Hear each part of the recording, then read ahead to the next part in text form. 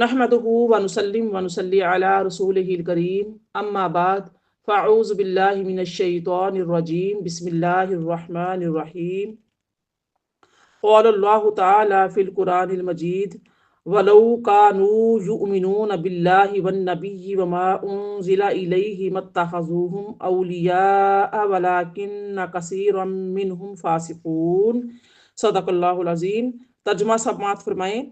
اور اگر یہ اللہ اور نبی پر اور اس پر جو نبی کی طرف نازل کیا گیا ہے ایمان لاتے تو کافروں کو دوست نہ بناتے، لیکن ان میں بہت زیادہ فاسق ہیں۔ رب اشرح لی صدری ویسر لی امری واحلل عقدۃ من لسانی یفقہوا قولی اللہم فقہنا فی الدین وبک نستعین آمین یا رب العالمین۔ نہایت قابل احترام میری پیاری بہنوں، السلام علیکم ورحمۃ اللہ۔ میں نے آپ کے سامنے سورہ مائدہ کی آیت نمبر 81 کو تلاوت کیا ہے اور اس کا ترجمہ بھی پیش کیا ہے۔ اللہ پاک نے ارشاد فرمایا وَلَوْ كَانُوا يُؤْمِنُونَ بِاللَّهِ وَالنَّبِيِّ، اور اگر یہ اللہ اور نبی پر ایمان لاتے۔ اس کے بارے میں یہ ہے کہ جو کفار اور مشرکین سے دوستی اور محبت کا رشتہ استوار کرنے والے یہودی تھے، اگر اللہ تعالیٰ اور اس کے رسول صلی اللہ علیہ وسلم اس کی نازل کردہ کتاب قرآن کریم پر صدق اور اخلاص کے ساتھ ایمان لائے ہوتے تو کسی صورت بھی ان کے ساتھ دوستی کا سلسلہ قائم نہ کرتے۔ تو اسی لیے اللہ تعالیٰ نے ان بارے میں فرمایا کہ ان میں بہت زیادہ فاسق ہیں۔ ان آیات کے جو پس منظر پر ہم غور کریں تو غور کیا جائے تو معلوم ہوتا ہے کہ یہودیوں کا اصل جو مقصد ہوتا ہے وہ ہوتا ہے ریاست کی حکمرانی اور منصب کا حصول۔ تو اس کے لیے انہوں نے کوئی بھی طریقہ اپنانا پڑا وہ اپناتے ہیں، تو کسی بھی ذریعے کو اختیار کرنا پڑے وہ کر گزرتے ہیں۔ کچھ ایسی ہی صورتحال فی زمانہ تھی تو ہم مسلمان یعنی کہ مسلمانوں میں جو تھی بڑی عام ہو چکی تھی، تو اپنی کرسی کو بچانے کے چکر میں کفار کے سامنے گھٹنے ٹیکنے اور ایڑیاں گھسیٹنے پھرتے تھے۔ تو اللہ تعالیٰ نے فرمایا کہ اگر وہ اللہ سے پر ایمان لاتے تو ان کا رویہ یہ نہ ہوتا۔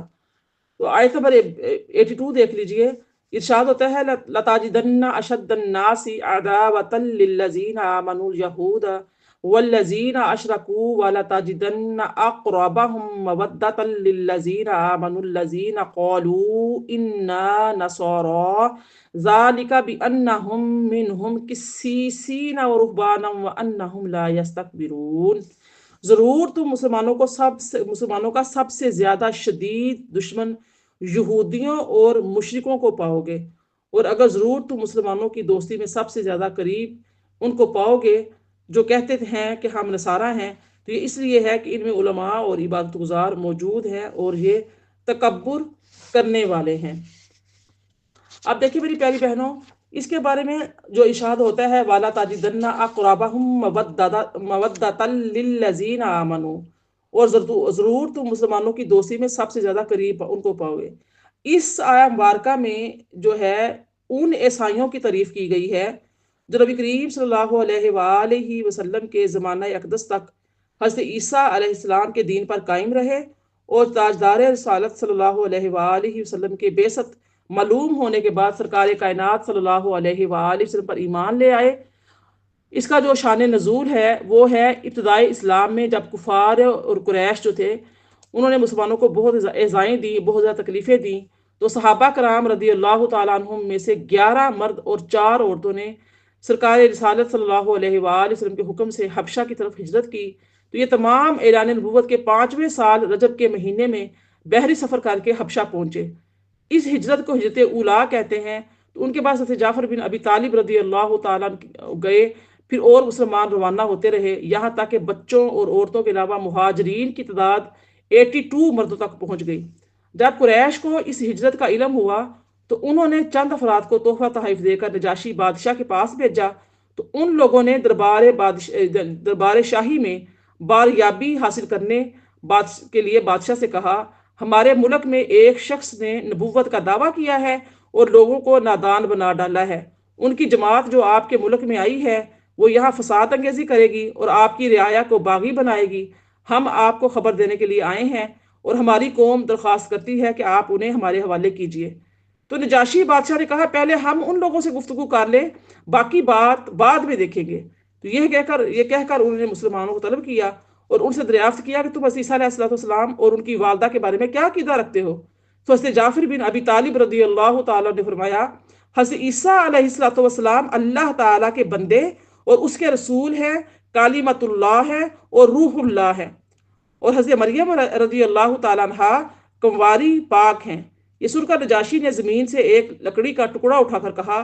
خدا عز و جل کی قسم، تمہارے آقا نے حضرت عیسیٰ علیہ السلام کے کلام میں اتنا بھی نہیں بڑھایا جتنی یہ لکڑی۔ یعنی حضور صلی اللہ علیہ وآلہ وسلم کا ارشاد کلام عیسیٰ علیہ السلام کے بالکل مطابق ہے۔ تو یہ دیکھ کر مشرکین مکہ کے چہرے اتر گئے۔ تو پھر نجاشی نے قرآن شریف کے سننے کی خواہش کی، تو حضرت جعفر رضی اللہ تعالیٰ نے سورہ مریم تلاوت کی۔ تو اس وقت دربار میں نصرانی عالم اور درویش موجود تھے، قرآن پاک سن کر بے اختیار رونے لگے۔ پھر نجاشی نے مسلمانوں سے کہا، تمہارے لیے میری سلطنت میں کوئی خطرہ نہیں۔ مشرکین مکہ اپنے مقصد میں ناکام ہو کر واپس پلٹے، اور مسلمان نجاشی کے پاس بہت عزت اور آسائش کے ساتھ رہے، اور اللہ تعالیٰ کے فضل سے نجاشی کو دولت ایمان کا شرف حاصل ہوا۔ تو اللہ پاک نے اس واقعے کے متعلق یہ آیہ مبارکہ پھر نازل فرمائی، وَإِذَا سَمِعُوا مَا أُنزِلَ إِلَى الرَّسُولِ تَرَىٰ أَعْيُنَهُمْ تَفِيضُ مِنَ الدَّمْعِ مِمَّا عَرَفُوا مِنَ الْحَقِّ يَقُولُونَ رَبَّنَا آمَنَّا فَاكْتُبْنَا مَعَ الشَّاهِدِينَ۔ ترجمہ، اور جب یہ سنتے ہیں کہ وہ جو رسول کی طرف نازل کیا گیا، تو تم دیکھو گے کہ ان کی آنکھیں آنسوؤں سے ابل پڑتی ہیں، اس لیے کہ وہ حق کو پہچان گئے، کہتے ہیں کہ اے ہمارے رب، ہم ایمان لائے، پس تو ہمیں حق کے گواہوں کے ساتھ لکھ دے۔ صدق اللہ العظیم۔ میری پیاری بہنوں، یہاں پر ماشاءاللہ ہمارا 7واں پارہ بھی شروع ہو گیا ہے، اور آیت نمبر 83 ہے۔ ارشاد ہے، وَإِذَا سَمِعُوا مَا أُنزِلَ إِلَى الرَّسُولِ، اور جب یہ لوگ اس کو سنتے ہیں جو رسول کی طرف نازل کیا گیا، یعنی یہاں پر قرآن مجید مراد ہے اس سے، جب حبشہ کی طرف ہجرت کرنے والے صحابہ کرام رضی اللہ تعالیٰ عنہم اجمعین نجاشی کے دربار میں جمع تھے، اور مشرکین مکہ کا وفد بھی وہاں موجود تھا، تو اس وقت نجاشی نے حضرت جعفر طیار رضی اللہ تعالیٰ عنہ سے عرض کی، کیا آپ رضی اللہ تعالیٰ کی کتاب میں حضرت مریم رضی اللہ تعالیٰ عنہ کا ذکر ہے؟ تو حضرت جعفر رضی اللہ عنہ نے کہا کہ قرآن پاک میں ایک مکمل سورت حضرت مریم رضی اللہ تعالیٰ عنہ کی طرف منسوب ہے۔ تو پھر سورہ مریم اور سورہ طٰہٰ کی چند آیات تلاوت فرمائیں، تو نجاشی کی آنکھوں سے یعنی کہ آنسو تھے وہ رواں ہو گئے، آنسو جاری ہو گئے۔ اسی طرح جب وہ پھر حبشہ کا وفد سرکار دو عالم صلی اللہ علیہ وآلہ وسلم کی خدمت میں حاضر ہوا، جس میں 70 آدمی تھے، تو نبی کریم صلی اللہ علیہ وآلہ وسلم نے ان کے سامنے سورہ یاسین کی تلاوت کی۔ تو جب تلاوت فرمائی تو اسے سن کر وہ لوگ بیزار و قطار رونے لگے۔ تو اس آیت میں بھی ان واقعات کی طرف اشارہ کیا جا رہا ہے۔ پھر دیکھیے، نبی کریم صلی اللہ علیہ وآلہ وسلم جو ہیں، ان سب کے متعلق فرمایا گیا کہ جب لوگ اس کو سنتے ہیں جو رسول اللہ کی طرف نازل کیا گیا ہے، تو دیکھو گے کہ ان کی آنکھیں آنسوؤں سے ابل پڑتی ہیں، کیونکہ وہ حق کو پہچان گئے ہیں۔ وہ کہتے ہیں کہ اے ہمارے رب، ہم محمد مصطفیٰ صلی اللہ علیہ وآلہ وسلم پر ایمان لائے ہیں، اور ہم نے ان کے برحق ہونے کی شہادت دی ہے، تو پس تو ہمیں حق کی گواہی دینے والوں کے ساتھ لکھ دے، اور ہمیں اس حبیب صلی اللہ علیہ وآلہ وسلم کی امت میں داخل فرما جو روز قیامت تمام امتوں کے گواہ ہوں گے۔ اور یہ بات انہیں انجیل سے معلوم ہو چکی تھی، پہلے جو ان کے پاس جو انجیل تھی اس میں یہ سب لکھا ہوا تھا، اس لیے چونکہ وہ ایماندار تھے، مخلص تھے، اللہ تعالیٰ کی کلام پاک کو بڑے دل کے ساتھ سنا تھا، سمجھ لیا تھا، کیونکہ انجیل ان کے پاس موجود تھی، تو اس لیے انہوں نے اس آیت سے معلوم ہوتا ہے کہ ذکر الہی کے وقت عشق و محبت میں رونا اعلیٰ ترین عبادت ہے۔ اسی طرح عذاب الہی کے خوف اور رحمت الہی کی امید میں رونا بھی عبادت ہے۔ تو بہت سے عاشقان قرآن کی تلاوت کرتے ہوئے جھومتے ہیں، یہ قرآن کریم کی لذت سے سرور حاصل ہونے کی وجہ سے ہوتا ہے۔ صبح کی خوشگوار ہوا سے نرم شاخیں حرکت کرتی ہیں، اور تلاوت کرنے والے رحمت الہی کی نسیم سے وہ ہلتا ہے، جھومتا ہے، جھوم جھوم کر قرآن پاک کی تلاوت کر رہا ہوتا ہے۔ اور جب کوئی قرآن پاک کا مفہوم اس کے سامنے آ جاتا ہے تو کیا ہوتا ہے کہ اس سے لذت ملتی ہے، اور اس کی آنکھوں میں آنسو جاری ہو جاتے ہیں۔ جو میری پیاری بہنوں، یہاں پہ یہ بات عرض کرتی چلوں کہ تلاوت قرآن پاک کے لیے رونا مستحب عمل ہے، اور یہ اللہ تعالیٰ کے جلیل القدر بندوں کا طریقہ ہے کہ بلند مراتب پر پہنچنے کے باوجود بھی ان کی دلی کیفیات یہ ہوتی تھی کہ جب ان کے سامنے کلام الہی کی آیت پڑھی جاتی تھی تو انہیں سن کر وہ اللہ تعالیٰ کے خوف سے رونے لگتے تھے۔ حضرت عائشہ صدیقہ رضی اللہ تعالیٰ عنہ سے مروی ہے کہ رسول اللہ صلی اللہ علیہ وآلہ وسلم نے ارشاد فرمایا، جو قرآن پڑھنے میں ماہر ہے وہ کرامن کاتبین کے ساتھ ہے، اور جو شخص رک کر قرآن پڑھتا ہے وہ اس پر شاق ہے، یعنی اس کی زبان آسانی سے نہیں چلتی، تکلیف کے ساتھ ادا کرتا ہے تو اس کے لیے دگنا اجر ہے۔ اسی بارے میں حضرت ابو موسیٰ اشعری رضی اللہ تعالیٰ روایت کرتے ہیں کہ نبی کریم صلی اللہ علیہ وآلہ وسلم نے ارشاد فرمایا، جو مومن قرآن پڑھتا ہے اس کی مثال ترنج کی سی ہے کہ خوشبو بھی اچھی ہے اور مزہ بھی اچھا ہے۔ جو مومن قرآن نہیں پڑھتا وہ کھجور کی مثل ہے کہ اس میں خوشبو نہیں مگر مزہ اس کا بہت شیریں ہے، بڑا میٹھا ہے۔ اور جو منافق قرآن پڑھتا ہے تو وہ پھول کی مثل ہے کہ اس کی بے خوشبو ہے مگر مزہ اس کا کڑوا ہے۔ اور جو منافق قرآن نہیں پڑھتا وہ اندرائن کی مثل ہے کہ اس میں خوشبو بھی نہیں اور مزہ بھی اس کا کڑوا ہے۔ اور اس کے بارے میں اس کی کیفیات کو بیان کرتے ہوئے سورہ زمر کی آیت نمبر 23 میں ارشاد ہوتا ہے، اللہ نزل احسن الحدیث کتابا متشابہا مثانی تقشعر منہ جلود الذین یخشون ربہم ثم تلین جلودہم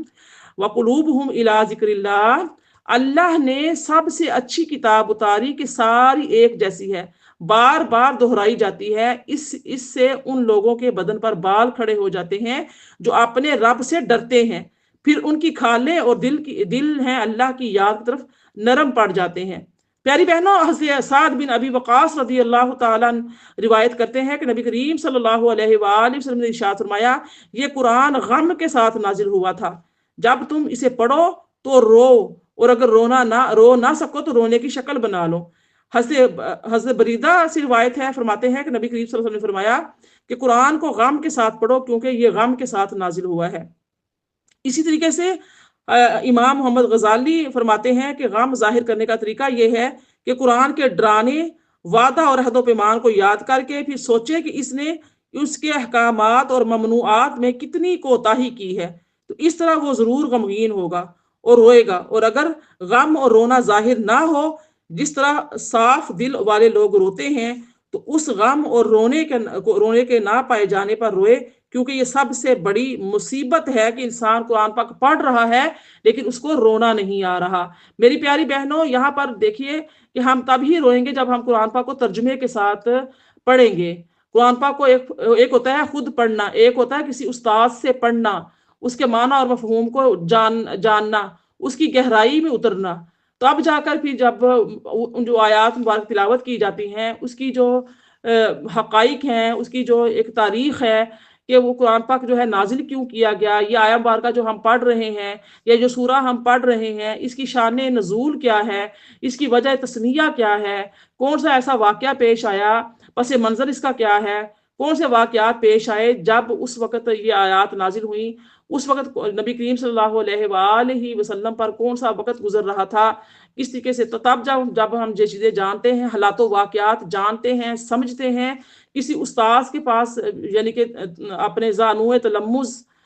طے کرتے ہیں، وہاں بیٹھتے ہیں، سیکھتے ہیں، سنتے ہیں، تب جا کے یہ رکت، یہ رونا، یہ یعنی کہ خشوع اور خضوع قرآن پاک کی تلاوت میں، نمازوں میں پیدا ہوتا ہے۔ آگے دیکھ لیجئے، اللہ قرآن پاک کی آیہ مبارکہ 85 اور 86 ہے، وَمَا لَنَا لَا نُؤْمِنُ بِاللَّهِ وَمَا جَاءَنَا مِنَ الْحَقِّ وَنَطْمَعُ أَن يُدْخِلَنَا رَبُّنَا مَعَ الْقَوْمِ الصَّالِحِينَ فَأَصَابَهُمُ اللَّهُ بِمَا قَالُوا جَنَّاتٍ تَجْرِي مِن تَحْتِهَا الْأَنْهَارُ خَالِدِينَ فِيهَا وَذَلِكَ جَزَاءُ الْمُحْسِنِينَ وَالَّذِينَ كَفَرُوا وَكَذَّبُوا بِآيَاتِنَا أُولَئِكَ أَصْحَابُ الْجَحِيمِ۔ پیاری بہنوں، میں نے آپ کے سامنے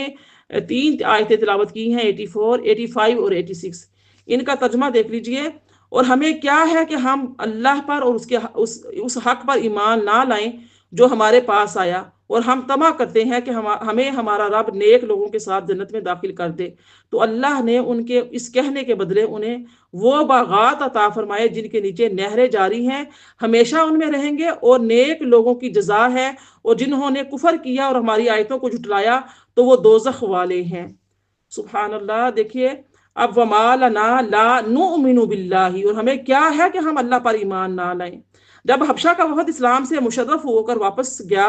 تو یہودیوں نے انہیں اس پر ملامت کی۔ اس کے جواب میں انہوں نے یہ کہا کہ جب حق واضح ہو گیا تو ہم کیوں ایمان نہ لاتے، یعنی ایسی حالت میں ایمان نہ لانا قابل ملامت ہے، نہ کہ ایمان لانا، کیونکہ ایمان لانا تو فلاح دارین کا سبب ہے۔ جب حقیقت سامنے آ جائے واضح کھل جائے تو ہمیں بھی چاہیے، اس سے سبق ملتا ہے جب کوئی بھی ہم کسی گناہ میں مبتلا ہیں اور جب ہم قرآن پاک کی تلاوت کریں، قرآن پاک کو ترجمے کے ساتھ پڑھیں، اس کی تفسیر کو احادیث کی روشنی میں جانیں، پھر جب لگے ہمیں کہ ہمارا یہ قدم غلط ہے، ہم غلط کر رہے ہیں، ہم ایز اے مسلم ہم جب کسی کا حق دبا کے بیٹھے ہوئے ہیں، ایز اے مسلم ہماری باتوں میں جھوٹ ہے، فراڈ ہے، دھوکہ ہے، اللہ پاک کی آیات تو یہ ارشاد فرما رہی ہیں اللہ پاک کو تو جھوٹ بولنا پسند نہیں ہے، دھوکہ دینا، غلط بیانی کرنا، چیم گوئیاں کرنا، کسی کے خلاف باتیں کرنا، یہ اللہ کو پسند نہیں، محبوب نہیں ہے۔ پھر ہمیں بھی کیا چاہیے، جب آیات واضح ہو جائے، سامنے آ جائے کھل کر، تو ہمیں بھی گناہوں سے توبہ کر لینی چاہیے۔ جب بھی حقیقت سامنے آ جائے تو فوراً کبھی بھی توبہ کرتے ہوئے ہمیں پیچھے نہیں ہونا چاہیے۔ تو آج کے لیے اتنا ہی انشاءاللہ تعالیٰ، باقی کل سے انشاءاللہ 87 جو آیت ہے اس سے ہم سورہ مائدہ کی تفسیر شروع کریں گے۔